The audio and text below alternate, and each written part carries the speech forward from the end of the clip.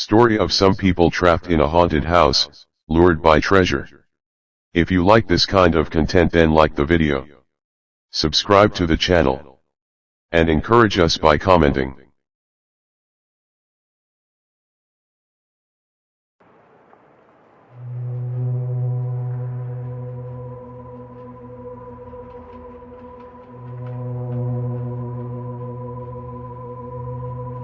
Ten people had gathered in the lawn with the house owners standing in front of them. Mr. and Mrs. Thomas were chic in their professional attire that included a formal blazer paired with black trousers for him and a long skirt with a white blouse for her. Even though they must be in their 60s, their attire and the way they carried it made them look much younger. Despite of the history of the villa, Brian had not expected only 9 other competitors, but it was relieving. If he could be honest about the opportunity, it was a gate out of hell for him. It wasn't about the prize money. Although $10,000 were enough for him to pay his debts to Lucky, a local drug dealer, he was more interested in the proposition others were missing. A week back, he had heard about this intriguing treasure hunt that was going to take place in the Elmfield Villa. Everybody knew that name. It was a haunted villa, and as per the information he had obtained from his sources, even the owners of the villa had to flee recently upon the occurrence of supernatural incidences. This treasure hunt was organized by the owners themselves. All a person needed to do was find a key that had been lost inside the villa by the owners. According to the description that had been given by them, the key held a special importance for them for its heritage value.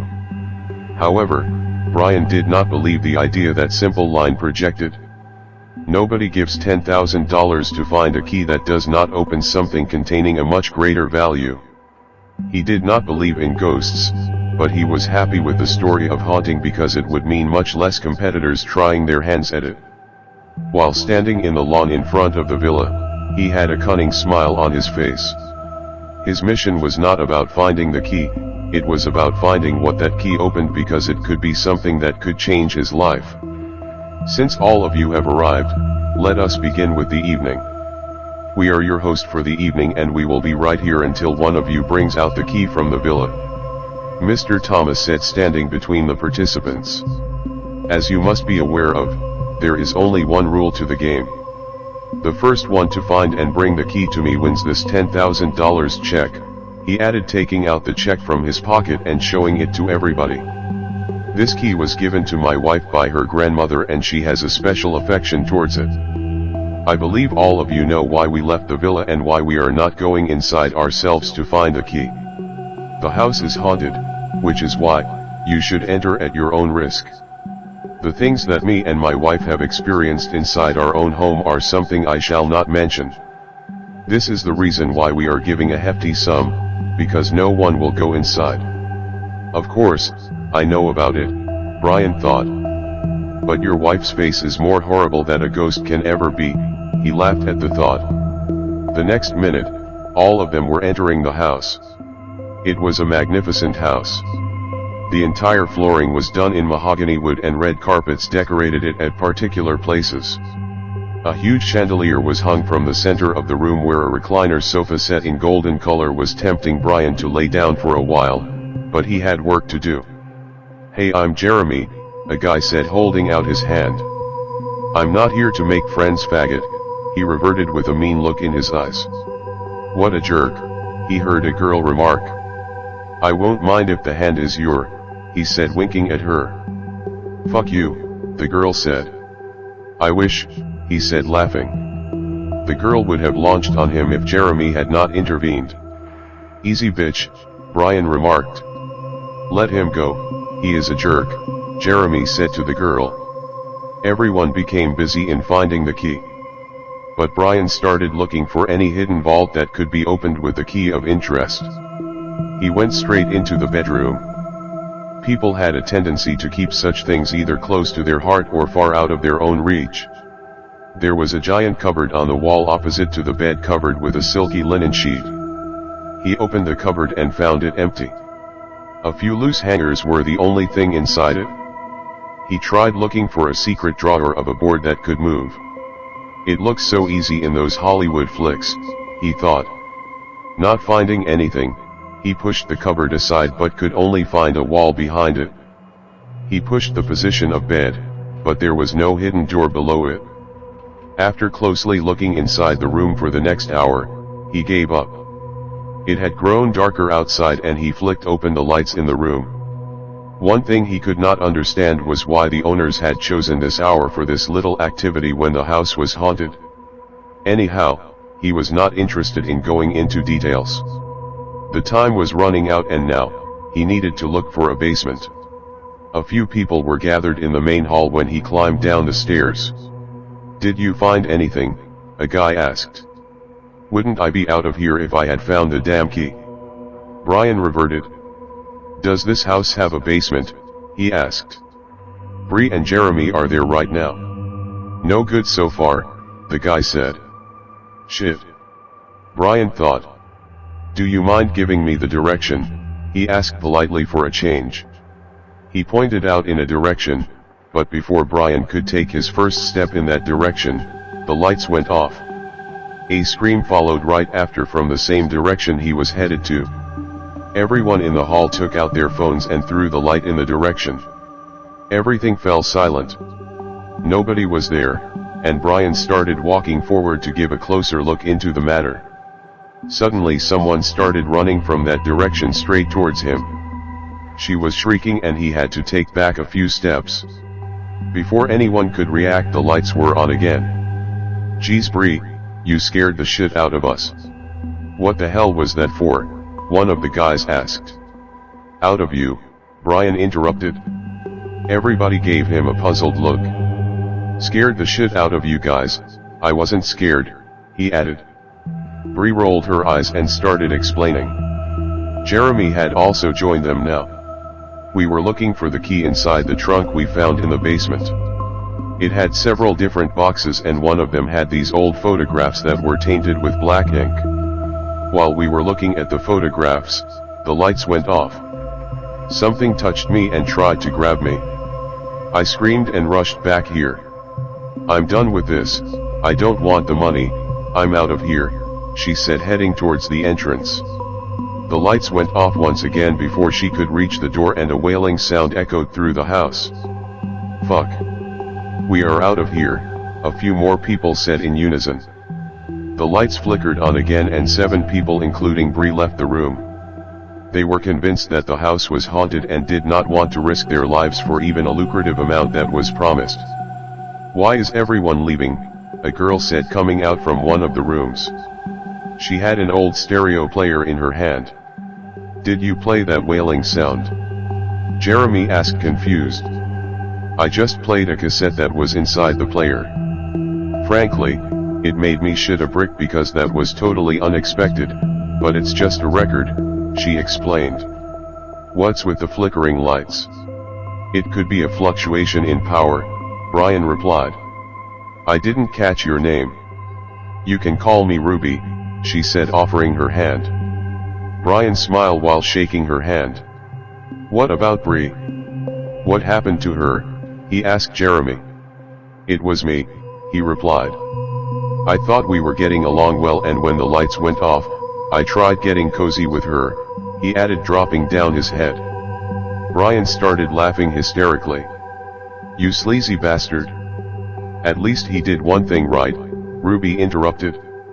"There are only 3 people inside the house now," she said with twinkling eyes. "Less competition, eh?" Brian replied. "I was wondering if we could all work together and split the money between us." "Works fine for me," Jeremy said. "Deal," Brian said. This could help him, he thought, clutching the knife in his jacket's pocket. They spent the next few hours exploring the house for the key. The basement had nothing of their interest. It was definitely creepy with all the photographs, old toys, and some stained clothes, but neither of them believe in ghosts, which kept them sane. One thing that Ruby and Jeremy could not notice was the hollow floor beneath the trunk in the basement. He kept mum on his discovery as it could be a possible hidden door to a basement beneath the basement. His mind was running wild in imagination as the rest were feeling exhausted. Tired of the exertion they had been through, they found solace on the recliners in the main hall. It's a big house. How are we supposed to find as small as a thing like a key? Jeremy cried. Who knows if it is really in here or the Thomas are playing a mean game with us. The carpets. Ruby exclaimed. We haven't checked the carpets. All this time, we were looking in the boxes, in the closets and on the shelves. What if it was dropped by them accidentally? In the very next moment, the three of them were pulling off the carpets in the main hall, but they couldn't find the key. Guys. Brian said, exasperated. I need to tell you something. He told them about what he had in mind since the beginning, carefully leaving out the fact that he could even kill for the treasure. He also told them about the hollow wood beneath the trunk in the basement. The three of them headed to the basement and pushed the trunk aside. He was right. There was a doorway, but it required a key. Maybe, this is the key that we were asked to find, Brian said. Think we can break it? Ruby said with a sly smile. They took anything they could find from their surroundings. The lights flickered again before they started hitting the board. After about a dozen hits, the plank dislodged and fell down. A stairway was leading down towards the surface. They climbed down carefully into the dark with their phone's flashlight. It was vacant except two caskets lying in the center of the room. They were tied with a few threads and some ashes could be found on top of the caskets. What in the hell is that? Jeremy asked. Don't tell me we are standing in a dark room with two coffins and some religious mumbo-jumbo spread on top of it. Guys, I'm going to get out of here, Ruby said, frightened at the sight. This was not what I had signed up for. You can go where you want, I'm not getting out without taking the treasure. Brian said, walking towards the caskets. His eyes were filled with greed. He pulled out the threads before anyone could stop him and forced the lid from the first casket open. It had a skeleton inside, but that was not the prime of the shock. The skeleton was wearing a blazer and pants. It was the same attire Mr. Thomas was wearing this evening. For the first time, he had fear in his eyes. The lights flickered again. He turned back towards Ruby and Jeremy and uttered a single word. Run. Not so early, my child. Mr. Thomas said before they could leave the basement. He was standing right ahead of them. He waved his hand in thin air and the three of them went flying to the basement's floor again. Gradually he began walking down the stairs.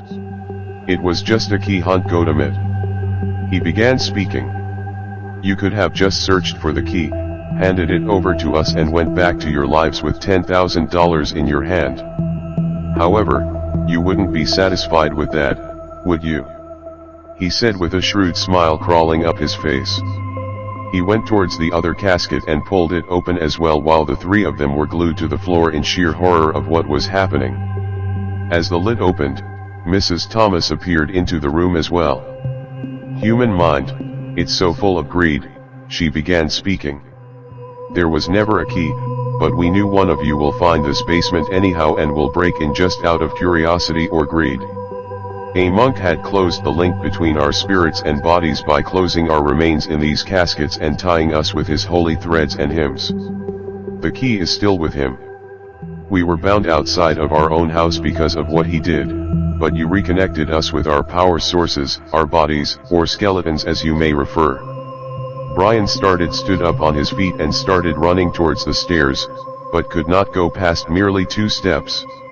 A force was holding him back. Where are you going, my child? We haven't done this for long, but since you have freed us, you can have the honor of being our first guinea pig in the torments that we plan to invoke on you all, Mr. Thomas said, laughing out loud,